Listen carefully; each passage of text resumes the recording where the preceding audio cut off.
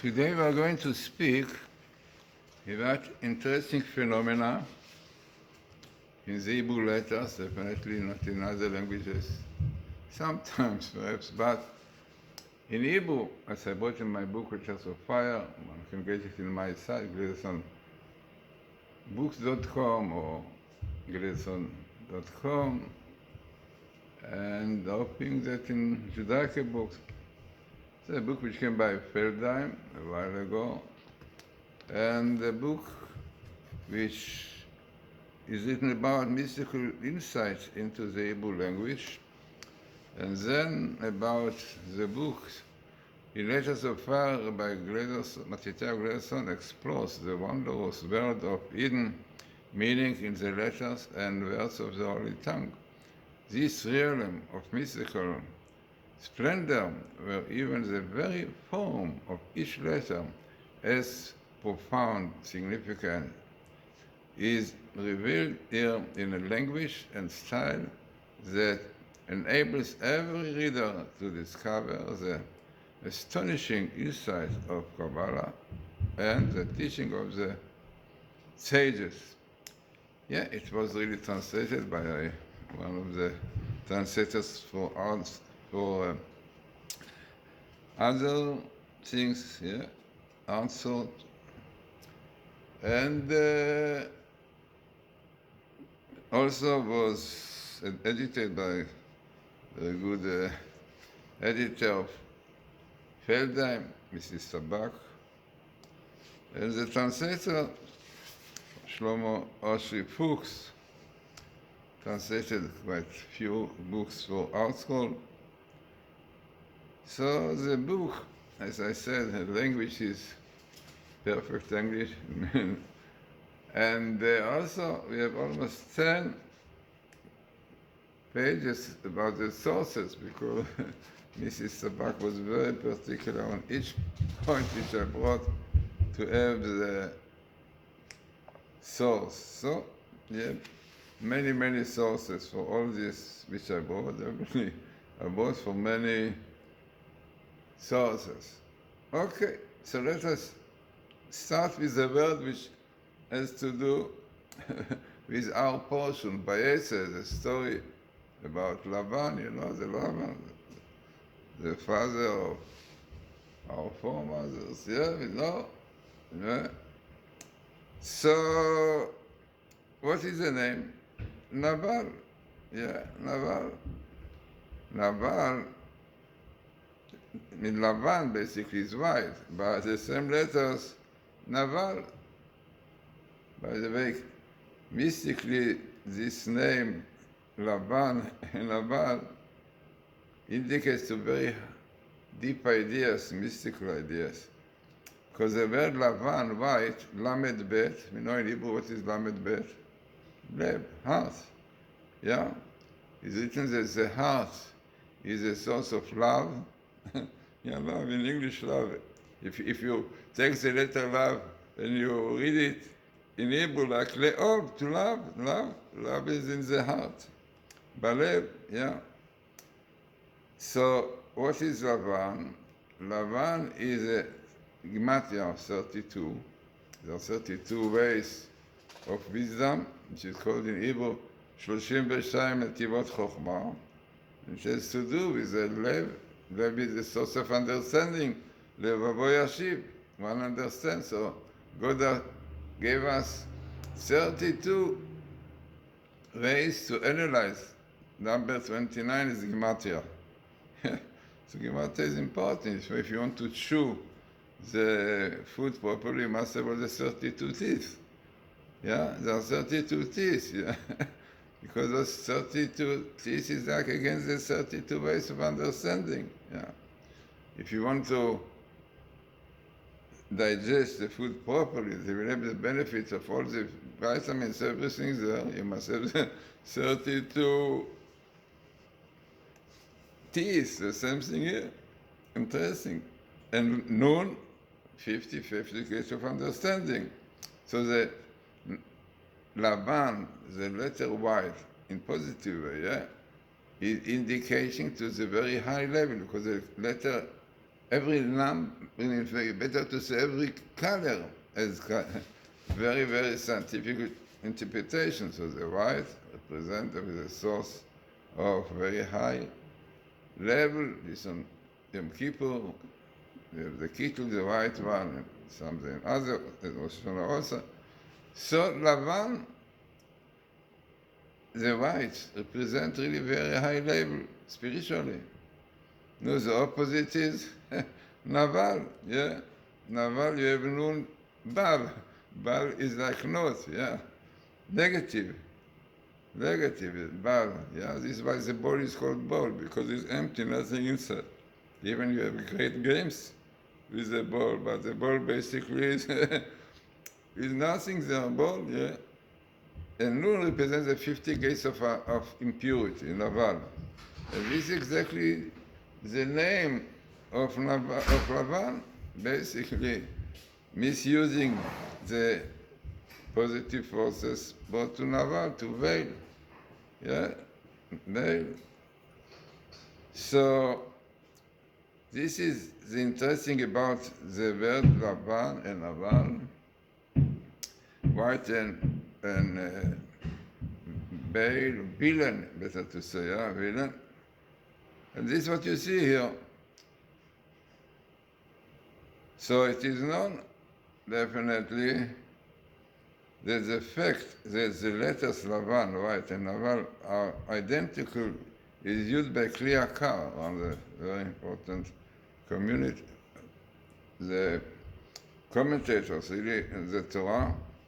So he says that the identical letters of Lavan and Naval is to eliminate the Gemara statement, the son of David will not come until the ruling authorities have become non-believers. Unfortunately, we had it in the government of Lapid, like it is now also. But in the government also, in fact, but really the full government, the full authority was at that time. Exactly. You have all the sources in my book, definitely. So he was turned entirely white, which is pure.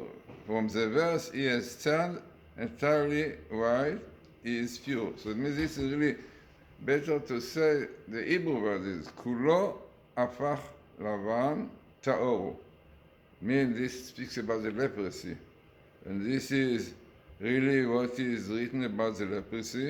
And this is a verse refers to the skin disease called sarat, yeah, leprosy, which makes the sufferer ritually impure. When the Naval, the disgrace, and the spiritual impurity spread until they cover the entire body and the entire generation, because it's our Gemara said refers to the generations, that all generation will be really corrupted. So that even the ruling authority, yeah, of Israel, ties are non-believers. This is a sure sign that the Lavan, the cleansing and purification of the Messianic age are soon to come. No, hoping this will be. Yeah. We had this terrible phenomenon when the government was under Lapid, under leftists against the Torah. Naval, villain. There is another interesting idea about the white, which is the color of impurity, yeah? In the sarat, in leprosy. So if it spread all over the body, it means that it's shallow, no depth, nothing. Yeah, no, before, unfortunately, when you had the reform and the Haskalah, the Enlightenment, all those against the Torah, so they have depth, they have ideology. No? Ideology, philosophy, they explain, was deep insight. So this is like like blood cancer, when the blood has cancer. This was the Holocaust came, unfortunately. Yeah, it is very famous Gemara tractate about the decree on Purim, that Elijah told the Mordechai, the terrible decree in heaven. So Mordechai asked a question, how the decree was signed, with blood or with mortar? So he said, with mortar. So immediately he called the Jewish people to do tshuva, to repent, and Jews repented and did tshuva, and Purim came. So what is the difference if it was signed with blood or mortar? So if it was with blood, it means the blood is sick, something wrong in the blood inside. So this is very difficult to rectify. This is what we had in the Holocaust. They brought reform and all these things, brought ideas, ideology. No, this is what happened, 6 million. But on Purim, just listen to Mordechai and Esther, and they told him, look, we had a message now. Please do tshuva, repent, and Purim, happiness and joy. Because the sin of Purim was physical. They wanted to enjoy the nice meal, feast of Achashverosh. Was a theology, their faith in God was still there. So therefore, it was okay. So, this is exactly what we have today. Today, no ideology. You can see it, that people before in the right, now in the left, in the middle. I mean, nothing now. People are doing things what joins them. When it is good to be in the left, they are in the left, and good to be in the right, will be the right. So it means today is no ideology. All these ideologies that before we had Zionism and so on, no Zionists today. And this is clear, so this is exactly the idea when the Gemara says that when the generation, all of it will be white, is a sign of purity, because this generation will be really very shallow, very superficial, and therefore when we see the truth through anything you see today, when you see suddenly what is Shabbos, how many miracles happen in this, we are now unfortunately with the Hamas. So if you look inside, story after story, you see those who kept the Shabbat were saved. Now look, the kibbutz, the settlement Sad, 1,000 inhabitants, and on Shabbos they close the gates because they don't want any car to come on Shabbos. No, the terrorists could not come in. Imagine if they will come in, and Jews will be at many of them shuls and so on. Who at home? Who knows how many more will be killed? The same thing. Some other settlements. There are also many stories about people who kept Shabbat. This lady in the settlement, that so many of the settlement murdered, so she started keeping Shabbat, and she wanted to really strengthen herself. And on Shabbos, she left the settlement. She didn't want to be among all around their cars and so on. So she used to go every Shabbos to a religious place, Bnei and so on, that really all around was people Shomrei Shabbat, was peace and quiet. Okay, so this lady, exactly, she was about to give birth, so she could not leave the place, and exactly on this Shabbos she was at home. No, then she saw from the door that terrorists are going around, killing, murdering, and they did not come in, did not come to her place. So what was the reason? And found out clearly that those Arabs who murdered Jews were working for them. They got money from Jews.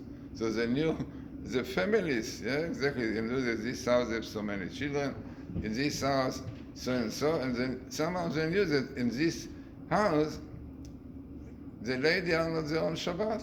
They knew exactly. Shabbat they did not work, they knew. So therefore, to save time, they did not go into this house. She was saved.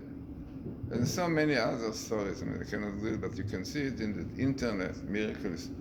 So we see clearly that today, really, we have so many people who do tshuva. Look, after the Sixth Day War, many Israelis became Balei Tshuva, and the yeshivas for outreach people, yeah, or Sameach, Eshet Torah, Yerushalayim, I was teaching in these yeshivas, and why? Because there's some miracles. People open their mind, even before they were really unfortunately desecrating Shabbos, but once they saw, must be a God that when half of Tel Aviv was ready to cemetery, because they expected thousands of killed in Six-Day War, but it was a miracle, you know. So today the same thing, because people don't have ideology. Therefore, so many people, Balei Tshuva, which we call outreach, we have more. In the time of Germany and so on, only you had Balei Tshuva, you had one or two very important ones. But right, because of this, it was blood cancer. Now it is only physical something. Yeah, amazing. So it is interesting that whiteness usually symbolizes purity. Why?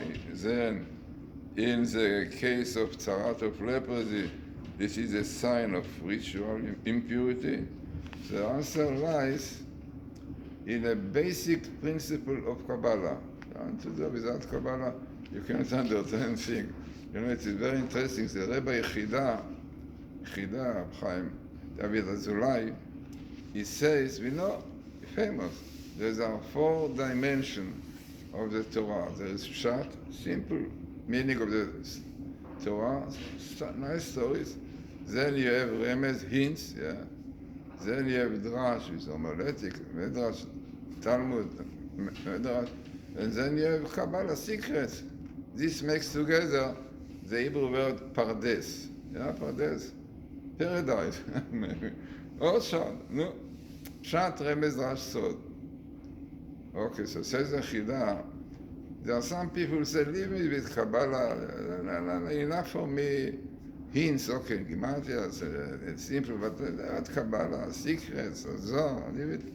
So says the Chida, so then you are left with 3 letters from the Pardes. What? Parrot, mule. Yeah, mule.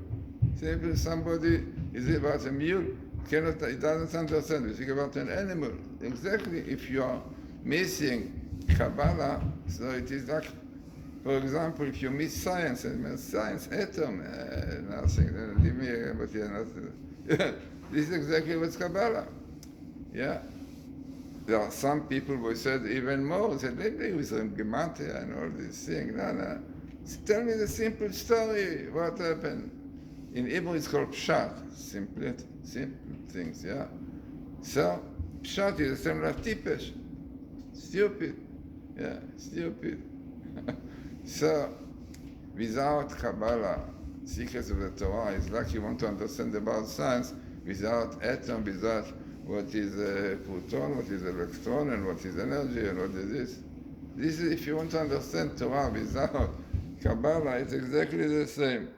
So this is what Kabbalah said about the white color of the leopard.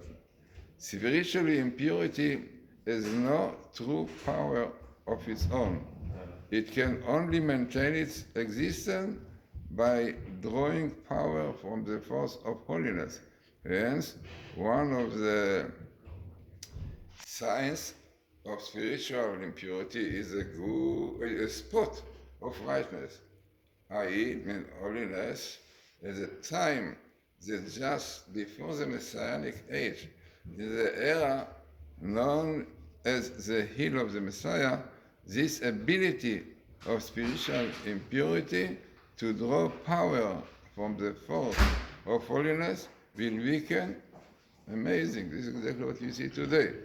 For this very reason, extremely negative phenomenon will appear during this era. The force of impurity will burst forth with all its strength.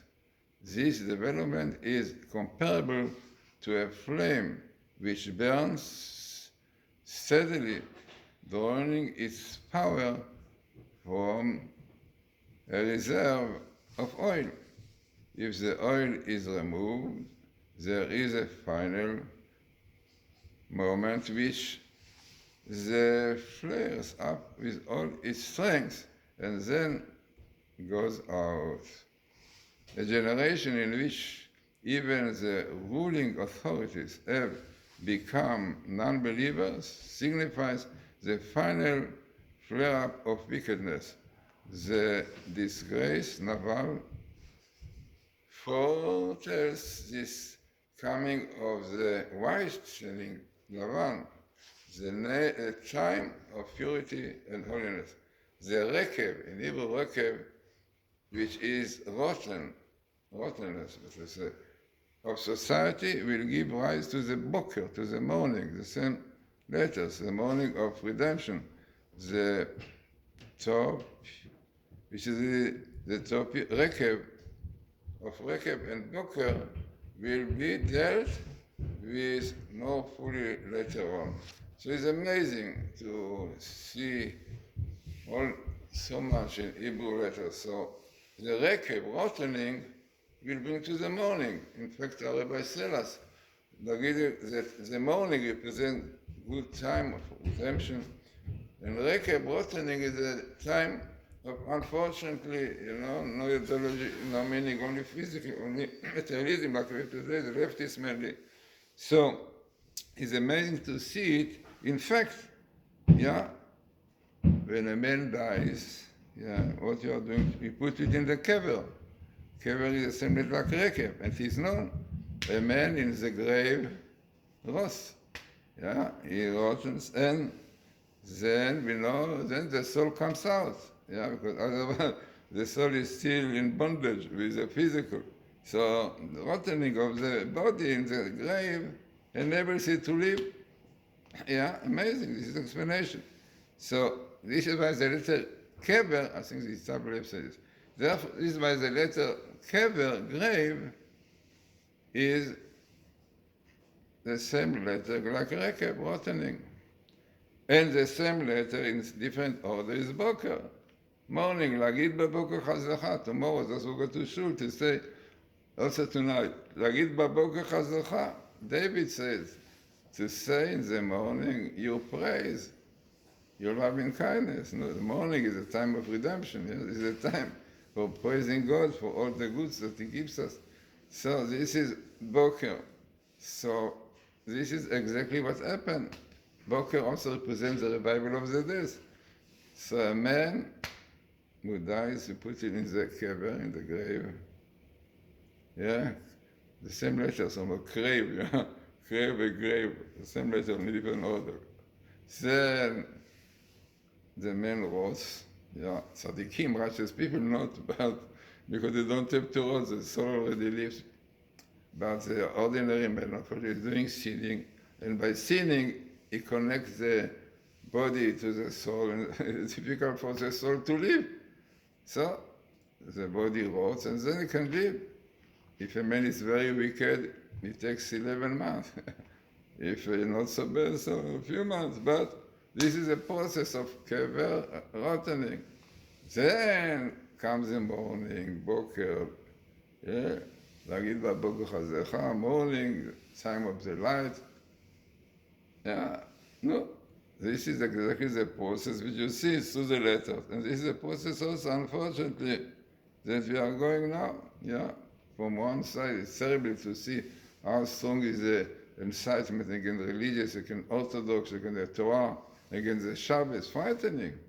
But this is frightening, the frightening of the people, leprosy, spiritual leprosy. But this is exactly the sign that it is so shallow, superficial, no ideology, as we said, today nothing. Therefore, it is not a blood cancer. It is something, a sickness, sickness. The sickness can take some pills, it's okay. So this is exactly our situation today. And therefore, no doubt that we are very close to redemption. So it's worthwhile reading more in my book, Letters of Fire. You can get it on my site, Glazerson. Books.com or Glazerson.com. Opening some Judaica books. There are many editions which came out. And it really was translated, as I said, by a very good translator. Shlomo Fuchs Astrid, translated book for Art School, and the editor, Mrs. Tabak, unfortunately she passed away. And good book, because all the sources, and in the end you can see the, I think 10 pages of sources. Yeah, so, as I said, important. Now is a portion, we speak with Lavan, this is the right person as a cheater, the father of her mother's birth. He will bring whiteness in purity of her children before mother. So interesting and important book, as I said.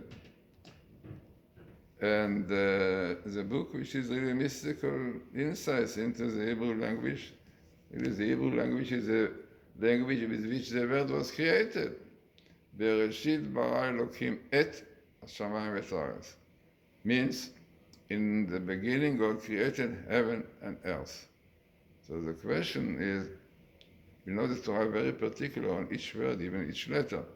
So in simple language, you should say, Bereshit bara Elokim. In the beginning, God created heaven and earth. What is the heaven and earth? What is that? What is that? So the answer, which given in mystical books, in the beginning, God created letters, which are the building block of the world. Yeah. One of my books is called Building Blocks of the World. So these are the letters, yeah. And on this God built up the world. Yeah, so letters, Hebrew letters were really the basis of creation. This why many, many books you can see in the internet. When you put Glazerson books, you see so many books which I have about the Hebrew letters, behind everything, behind astrology, behind medicine, behind Hinduism, behind everything, yeah, Bible code, Torah code. So that letters are the basis, the foundation, the building block of the world. So I can give many examples now, but I think that already now, if you listen to the lecture properly, we see it, understand, on the same letters in different order can show positive light, and changing it a little bit bring you darkness. This is a Hebrew language. This is what is in Kabbalah. It is brought in one Melorim bring it in one language which is called the Doctrine of Kabbalah. And there is written that the Gematria of Israel is light and darkness. Yeah? Or Choshech 541, and Israel 541. Why? Because Israel doesn't have gray color, only white or black. Unfortunately, you can see it. Unfortunately, when Israel really behaved properly according to the Torah, the light of the Torah are shining, no doubt. You know the generation which were like this. When Israel, unfortunately, transgressing the Torah, the Shabbat, you see what is going on, darkness. So, as I said, an important lecture, I think, because it's all based on sources in the Torah, the Medrash, and so on. And this is what we need to repent, because the Rambam said Israel will not be redeemed unless they do tshuva, repent. But the Rambam continues and says, but God promised in the Torah that Israel will return. Okay, we saw 6 days war, Yom Kippur, but not enough.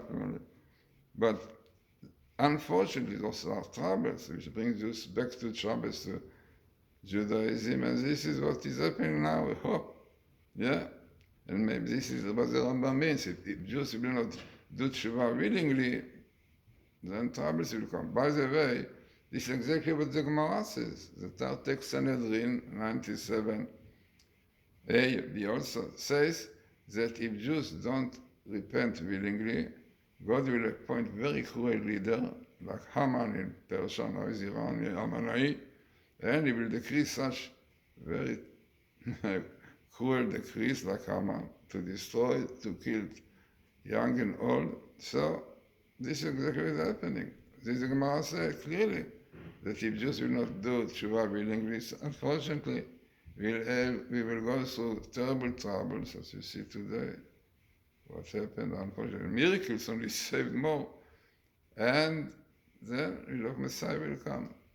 So, as I said, you can read my books, Letters of Fire, and many others. I have books about Ishmael in Israel, about the Palestinians, almost every subject in the news I try to show. So, interesting and important lecture.